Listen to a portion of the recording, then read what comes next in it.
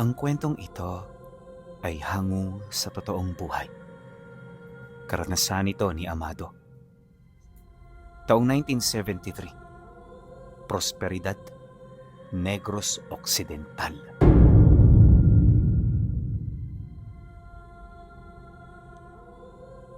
Batid ko na sa kwentong ito, hindi lahat maniniwala na ito ay totoo. Maging ako man kasi pinuno, aminado na nahirapang paniwalaan ang mga nakita ko. Nagsimula ang aking kwento sa bayan ng San Carlos. Dito ako ipinanganak at lumaki. Sa aming pamilya, ako ang pinakabunso. Pangalan ng mga magulang ko ay sina Hermina at Julio.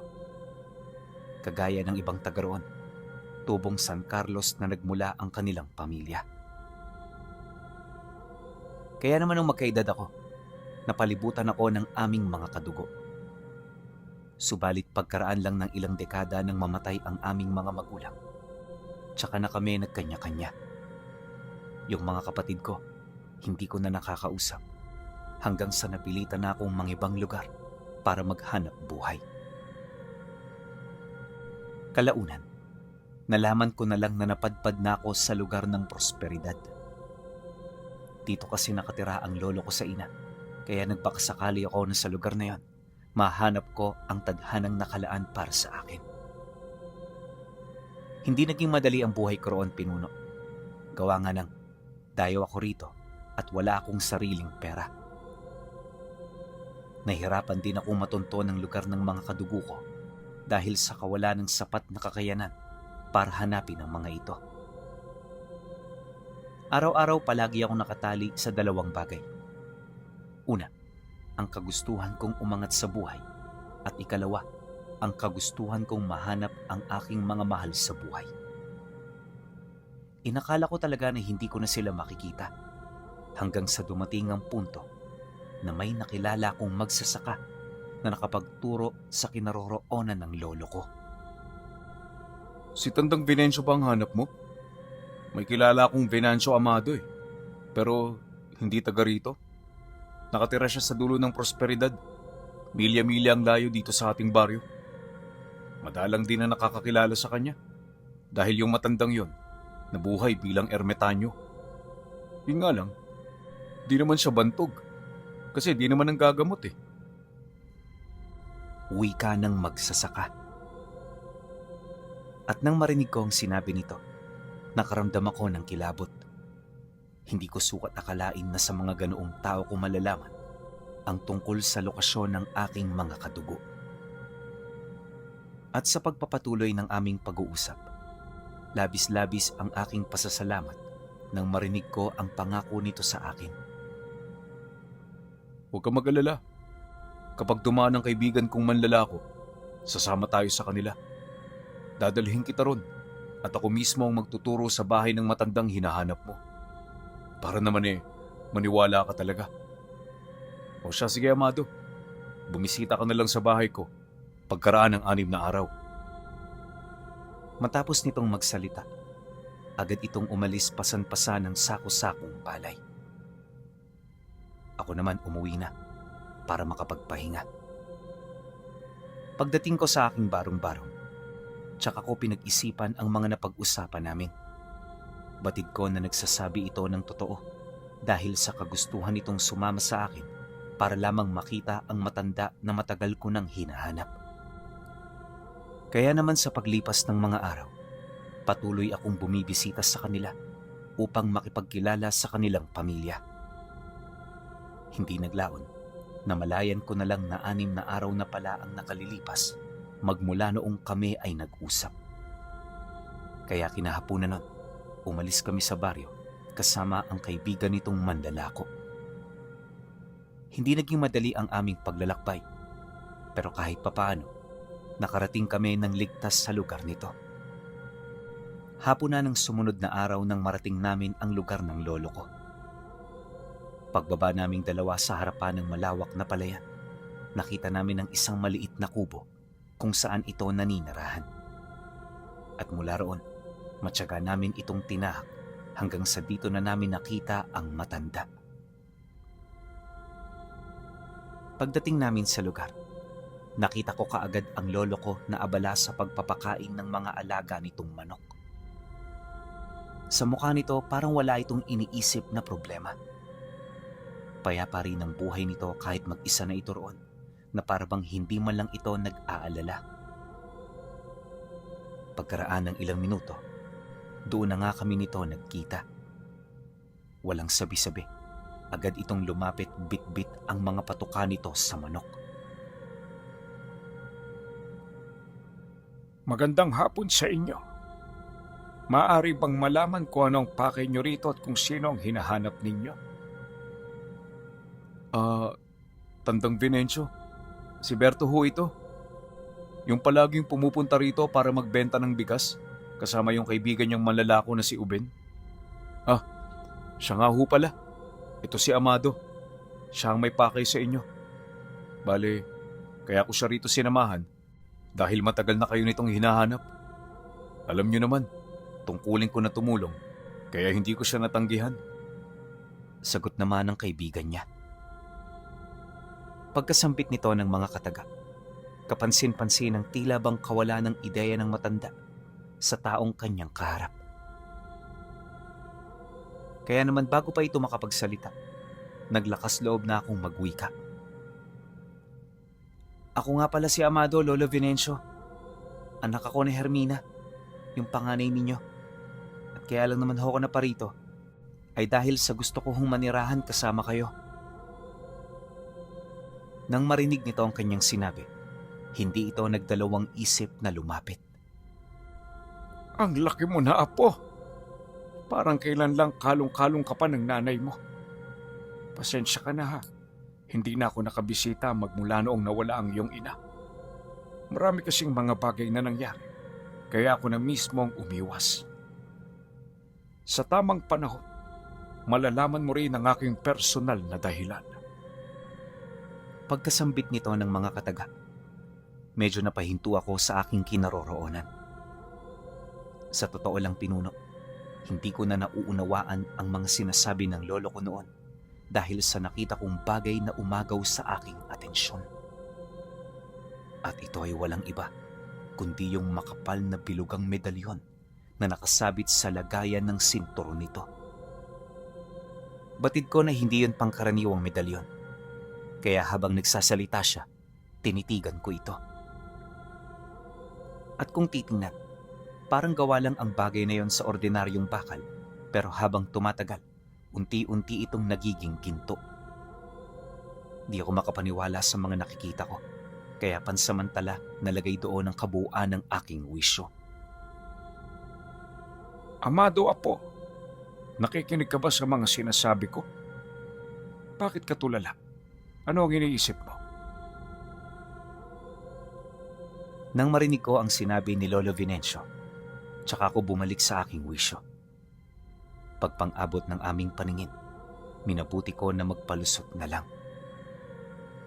Di man ito umimik sa aking sinabi, batid ko na meron itong mga naging pagdududa. Gayunpaman, hindi na ito nagsalita pa na para bang pinakikiramdaman din ito ang aking kasama. At pagkaraan ng ilang minutong pakikipag-usap, tsaka pa lamang kami nito inanyayahang pumasok sa loob ng bahay.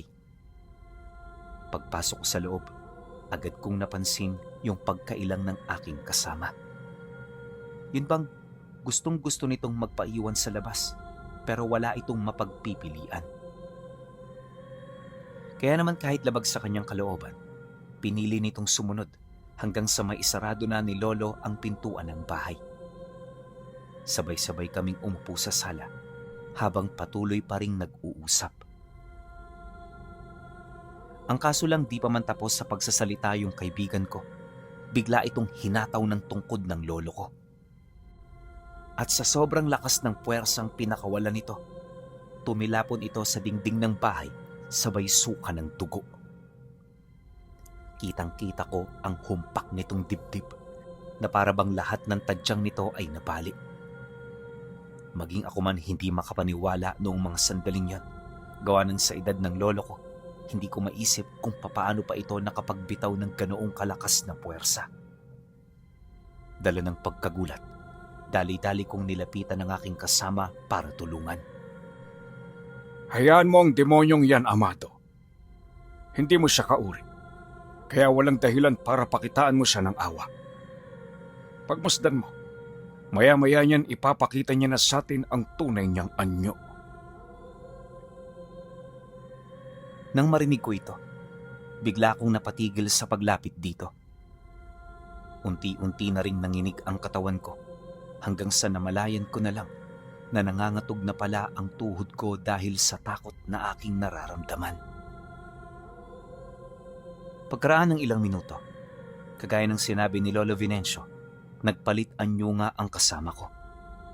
Sa isang kisap mata, bumungad sa amin ang anyo nitong may kahalin tulad sa isang matandang malapit ng mamatay. May buntot ito na parang sa daga. Tapos yung ulo nito kapansin-pansin ng kokonting buhok na natitira. Maging ako man noon nagulat sa aking mga nakita dahil hindi ko sukat akalain na isa palang impostor ang nagmagandang loob sa akin. Maya-maya pa, nang maging malinaw na ito sa aking paningin, tsaka ako bumalik sa kinaroroonan ng aking lolo. At mula roon tinanong ko ito ukol sa mga nakikita ko. Nang marinig nito ang aking mga katanungan, casual itong sumagot na parabang normal na sa kanya ang mga ganoong kaganapan. Isang mangkukulam ang nakikita mo ngayon, Apo. Mga mangkukulam na nakipagkasundo sa isang makapangyarihang demonyo. Sa pamamagitan ng kanilang kasunduan, nagtaglay siya ng abilidad para makapanlinlang sa kanyang mga kapwa-tao. Mahina man sila kung iisipin. Hindi sila ang tipo ng mga nilalang na dapat mong pakamaliitin dahil ang mga katulad niya, direktang may kaugnayan sa samut-saring lahi ng mga aswang. Ano man ang pakay nito, paniguradong pumunta ito rito para lubusang makilala ang kapangyarihang taglay ko. Matagal ko na silang iniiwasan, Apo. Ang kaso lang sadyang matitigas ang kanilang mga ulo. Kailan pa nila maunawaan ang pagitan ng aming mga lakas? Pagkasambit nito ng mga kataga, napalunok na lang ako ng laway. Hindi man kapani-paniwala ang mga sinabi ni Lolo Venancio, alam ko na nagsasabi ito ng totoo. Kaya sa halip na magtanong pa, minarapat ko na lang na manahimik. At nang mapansin naman ito ng lolo ko, casual itong nagpasama sa akin sa likurang bahagi ng bahay. Hila-hila nito ang bangkay ng nilalang na parabang kumakaladkad lang ito ng labi ng isang hayop na wala ng pakinabang.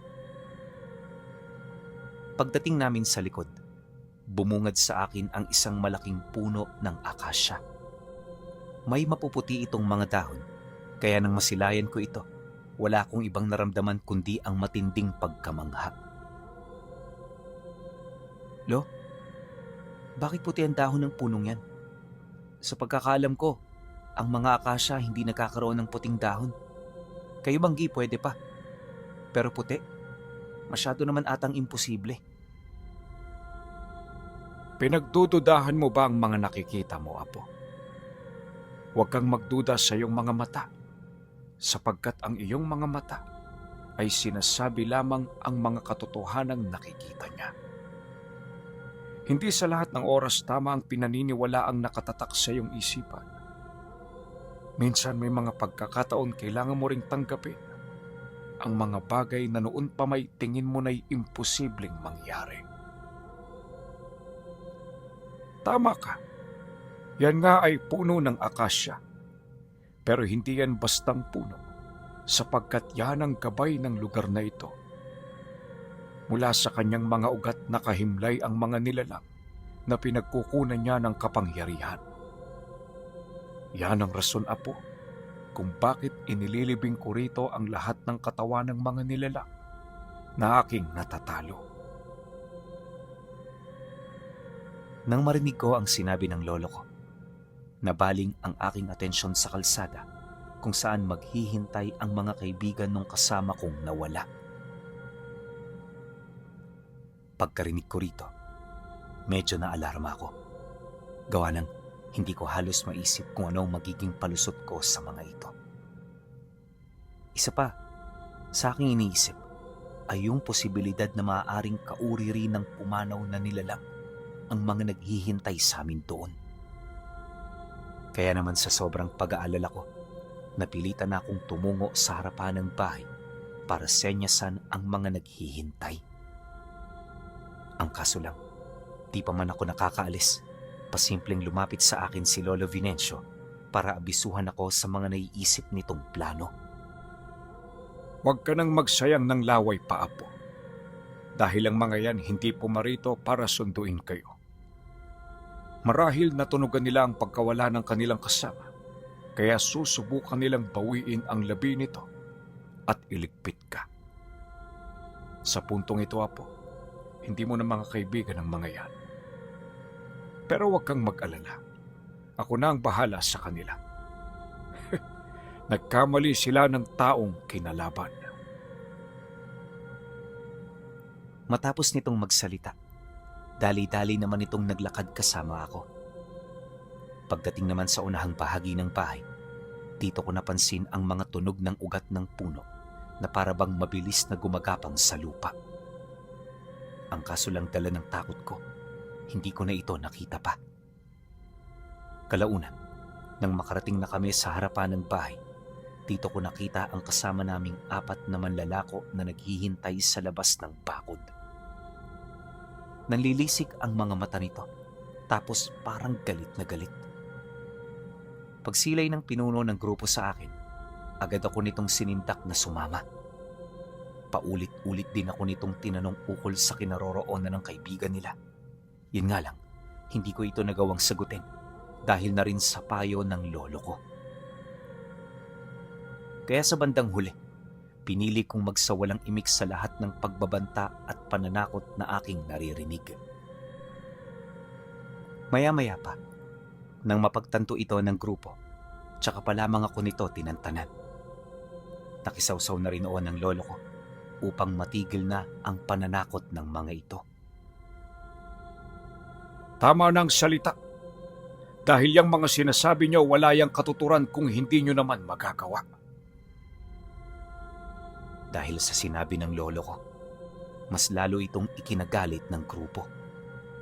Kaya walang ano-ano, bigla itong umalulong ng napakalakas kasabay ng mabilis nitong pagpalit ng anyo. Sa isang kisap mata, nakita ko ang totoong wangis ng mga nilalang na inakala kong tao. At kagaya ng kwento ng mga matatanda, hindi nga nagkakalayo ang itsura ng mga ito. Pag-atungal ng mga nilalang, sabay-sabay itong sumugod hanggang sa nagsiluntagan na ito sa bakod ng bahay. Si Lolo Venancio naman, na natili lang nakatayo, animoy wala itong balak na kumilos. Pero nang ilang dipa na lamang ang layo ng mga ito sa aming kinaroroonan, nakita ko itong humawak sa medalyong nakasabit sa suot nitong pantalon. Paghawak nito rito, pumutok ang isang nakakabulag na liwanag na siya namang naging daan upang magsipulasan papalayo ang mga nilalang. Maya-maya pa, nang mawala na ang liwanag na yon, nakita ko ang lolo ko na nag-iba na rin ng anyo. Hindi ko maaninag ang mukha nito, ngunit kapansin-pansin dito ang mga pakpak nitong gawa sa purong liwanag. Nakasuot din ito ng makapal na baluti habang hawak-hawak ang isang mahabang sibat na may simbolo ng medalyon na suot-suot nito. Pagtarak nito ng sibat sa lupa, yumanig ang paligid. Kumalat sa lugar ang isang hindi nakikitang presensya hanggang sa magsilbi na itong harang upang masigurong hindi makakalayo ang mga nilalang. Ilang minuto pa ang lumipas, bigla na lamang nagsipulasan papalayo ang mga nilalang na yon, na parabang natitiyak na nila ang kanilang pagkatalo. Nang masipat naman ito ni Lolo Venancio, agad nitong ibinato ang hawak nitong sibat hanggang sa bumulusok ito patungo sa kinaroroonan ng mga nilalang. Ilang segundo bago yun tumama, nagkaroon ng mga kopya ang sibat, dahilan para sabay-sabay itong tumarak sa mga katawan nito. Pagbaon nito sa laman ng mga nilalang, mabilis itong tumagos hanggang sa bumao ng kalahating haba nito sa ilalim ng lupa. Napakalakas ng pag-ataking yun pinuno na parabang ang nagpakawala nito ay hindi isang pangkaraniwang nilalang. Maya-maya pa, dito na rin nawala ng buhay ang mga aswang na nanubok sa amin. Pagsilay dito ni Lolo Venancio, kaswal itong bumalik sa dati nitong anyo. Hindi rin yun nagwagi sa akin na parabang nahulaan na nito ang mga bagay na aking sasabihin. Tsaka na natin pag-usapan ang mga nakita mo, Apo. Alam ko hindi ito kapani-paniwala para sa'yo, pero huwag kang mag-alala. Sapagkat lahat ng nais mong malaman ay malalaman mo. Pero sa ngayon, tulungan mo na muna akong mailibing sila sa ilalim ng puno. Papasapit na ang kagat ng dilim, kaya kailangan na nating magmadali sa ating mga gagawin. Nang marinig ko ito, tsaka ako sumunod dito.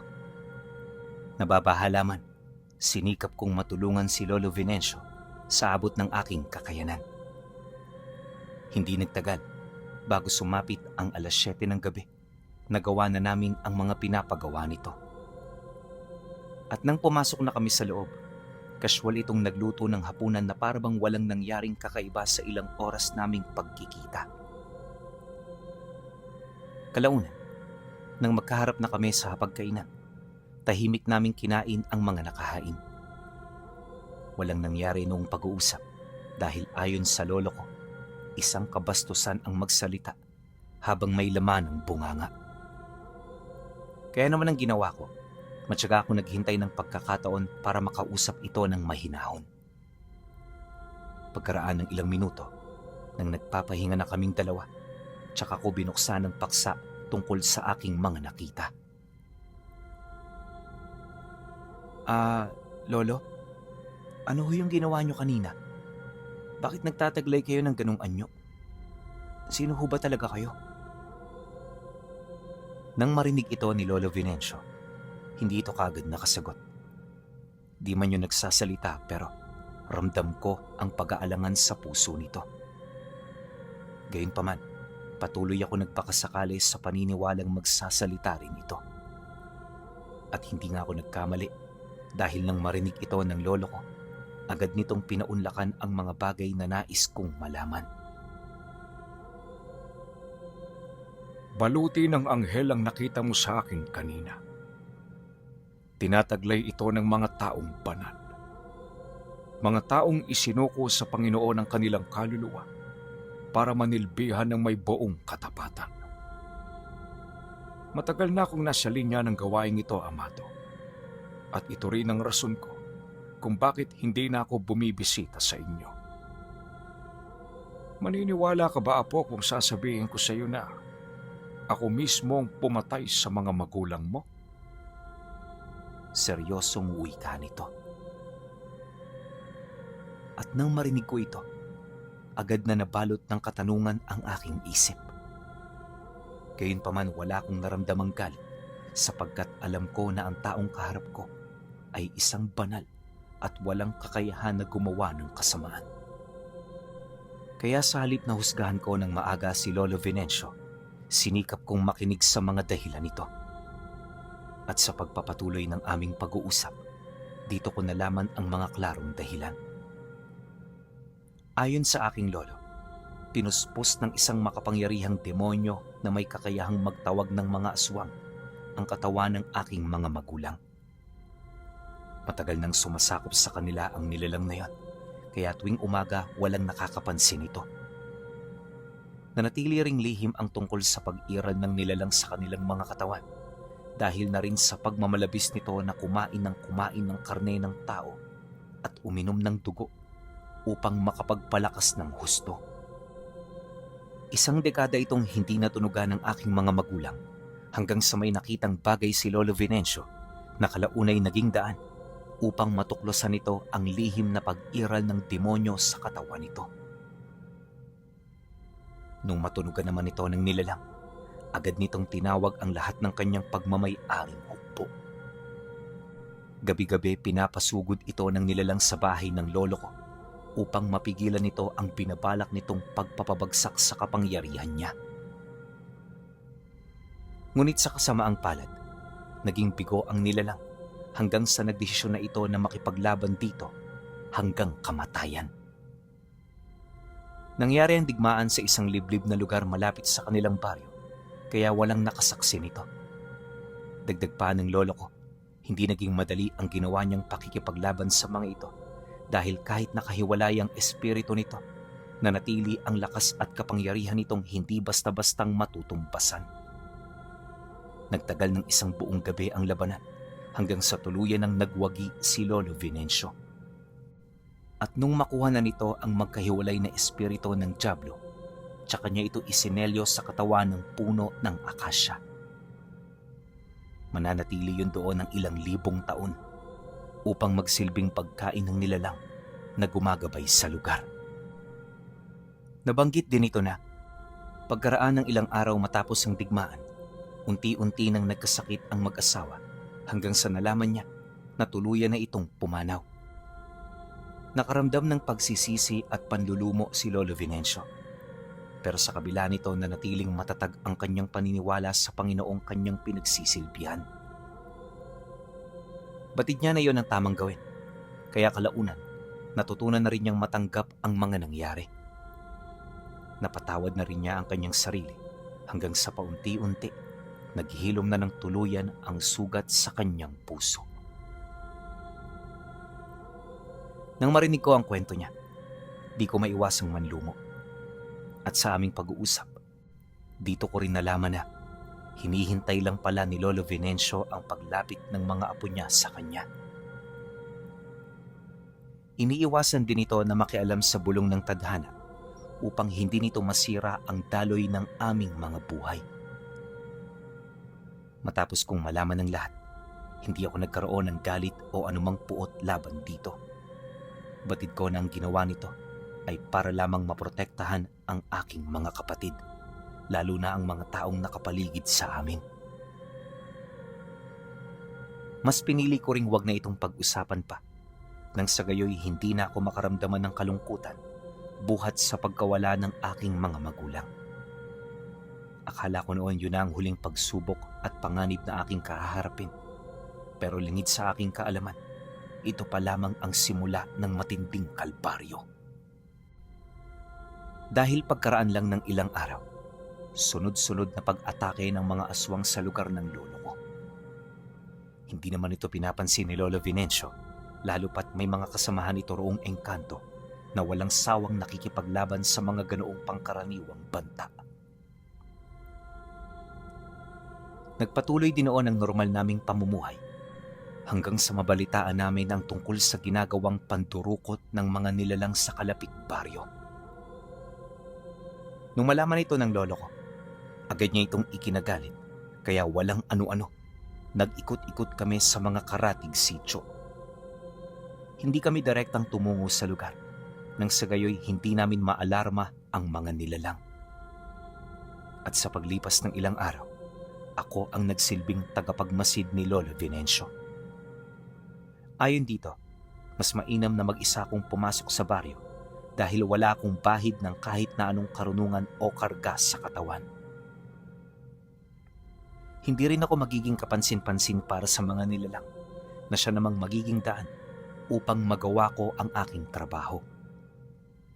Nung marinig ko ang tungkol dito, hindi ako tumutol. Nakaramdam ako ng matinding takot, pero sa kabila nito, nanaig ang kagustuhan kong tumulong para mailigtas ang mga tao roon.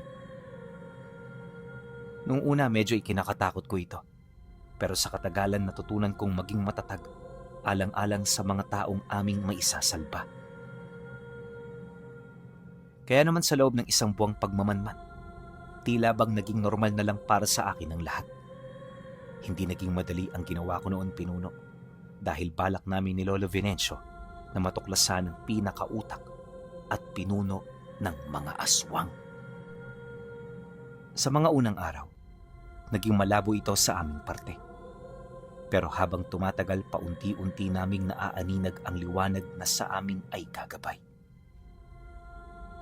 Kalaunan, Nang malaman ko na ang tungkol dito, tsaka ako bumalik sa bahay ng aking lolo upang ipagsabi ang aking mga natuklasan. At nung nakumpirma na ito ni Lolo Venancio, tsaka namin tinahak ang daan patungo sa pugad ng mga nilalang. Hindi nalalayo ang pugad nito sa baryo, kaya naman sa loob ng 1 oras, narating na namin ito. At pagsilay namin sa lugar, nakumpirma na namin ang masamang ginagawa ng mga nilalang. Lingid sa aking kaalaman, malaki na ang sakop ng salot na iniwan nito sa paligid. Marami na rin itong napaslang ng mga individual dahil sa gabi-gabi nitong panginginain. Nalaman ko rin na nagmula ang mga ito sa lahi ng mga surungan, isang uri ng aswang na direktang sumasamba sa mga demonyo. Literal na malalakas ang mga ito dahil katumbas ng ordinaryong kawal nila ang lakas ng mga gabunan. Typical ding salot ang mga ganoong lahi dahil sa walang kamatayan nitong pagmamalabis na makatikim ng laman ng tao. Hindi naglaon nang matansya na ni Lolo Venancio ang pugad ng mga ito, tsaka ko nito iniwan sa lugar kung saan kami nagtatago. At sa pagtungtong ng kagat ng dilim, marahan itong naglakad papalapit habang taimtim na nagsasambit ng mga buhay na salita. At sa bawat paghakbang nito sa lupa, gumagawa ito ng kakaibang tunog na agad na bumabalot sa lahat ng direksyon. Ora mismo napansin ng mga nilalang ang presensya nito, dahilan para magkagulo yun sa pugad. Mabilis ding sumugod ang mga ito upang wasakin ang nagbabadyang banta sa kanilang pag-iral. Ngunit nang masipat ito ni Lolo Venancio, agad nitong tinawag ang nakakabulag na liwanag hanggang sa tuluyan na itong makapagpalit ng anyo. Pagsugod nito sa mga nilalang, walang habas nitong pinaikot-ikot ang kanyang sibat. Tumarak na rin sa mga aswang ang mga pakpak nitong gawa sa purong liwanag, dahilan ng pagsiatrasan ng mga natitira. At nung mapansin ito ni Lolo Venancio, nagpatuloy ito sa paglakad hanggang sa makita na nito ang pinakautak ng pugad. Walang sabi-sabi, buong puwersa niya itong sinugod hanggang sa mahawakan na niya ng tuluyan ang bungo nito. At nung lumapat na ito sa kanyang daliri, binasag niya ito na parabang dumudurog lamang ng isang hinog na bayabas. Matapos nun, tsaka ito nag-orasyon, kasabay ng pagpapakita ng mga tikbalang na merong daladalang mga espada. Ito na ang tumapos sa mga natitira, hanggang sa malipol na nila ang lahat ng naiwang nilalang sa loob ng pugad. Matapos ang pangyayari, umuwi na kami para magpahinga. At magmula noon, hindi na kami nakaranas ng mga seryosong banta. 2 dekada pa ang lumipas, nagpasya na akong lisanin ang pamamahay ng lolo ko. Pero alam mo, Pinuno, maniwala man kayo o hindi, magpahanggang sa ngayon, buhay na buhay pa rin ang mandirigmang anghel na si Lolo Venancio.